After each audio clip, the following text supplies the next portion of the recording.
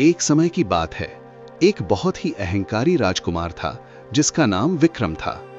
वो अपनी धन दौलत और राजसी ठाट बाट पर इतना घमंड करता था कि उसे लगता था दुनिया की हर चीज उसे झुककर सलाम करेगी। एक दिन वो शिकार के बहाने अपने शाही लवाजमे के साथ एक छोटे से गांव से गुजरा। वहां एक लड़की थी मीरा, जो बहुत ही समझदार और स्वाभिमानी थी। वो कुएं पर पानी भर रही थी। राजकुमार ने अपनी गाड़ी रोककर बड़ी बदतमीजी से आवाज लगाई, ओए लड़की, जरा पानी पिला। ऐसे गांव में तेरा क्या काम? तुझे तो महलों में होना चाहिए था।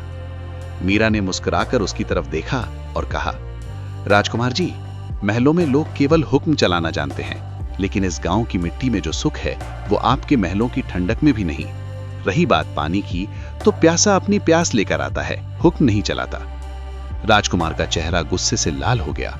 उसे लगा कि एक मामूली लड़की ने उसे सबके सामने नीचा दिखा दिया। उसने अपनी जिद पर अड़ते हुए कहा, तेरी हिम्मत कैसे हुई मुझे जवाब देने की?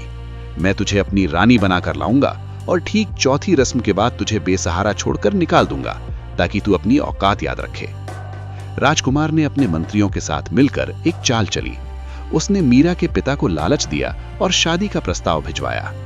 मीरा के पिता राजा के सामने न झुक सके और शादी पक्की हो गई।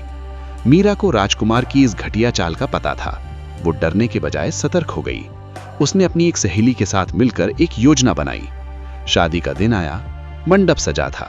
राजकुमार बड़े गर्व से बैठा था कि आज वो इस लड़की का घमंड तोड़ेगा। लेकिन फेरों के समय जब राजकुमार का ध्यान भटकाने का वक्त आया, मीरा ने बहुत चतुराई से काम लिया।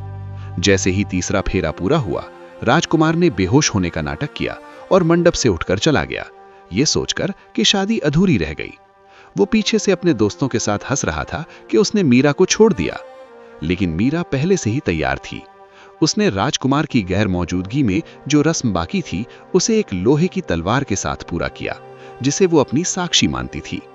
अगले दिन जब राजकुमार ने घोषणा की कि उसने मीरा से शादी नहीं की, तो मीरा दरबार में हाजिर हो गई। उसने सबको बताया कि उसने प्रतीकात्मक रूप से शादी पूरी कर ली है और अब वो राजकुमार की पत्नी है। उसने राजकुमार के ही लिखे हुए कुछ कागजात दिखाए, जिसमें उसने अपनी शादी के दौरान की गई हर चाल का जिक्र किया था, जो मीरा ने पहले ही चुपके से हासिल कर लिए थे। पूरी प्रजा के सामने राजकुमार की पोल खुल गई। उसे अपनी गलती का एहसास हुआ कि वो जिसे मामूली समझ रहा था, वो उससे कहीं ज्यादा तेज निकली। राजा ने राजकुमार को सबके सामने माफी मांगने को कहा और उसे अपनी गलती का पछतावा हुआ।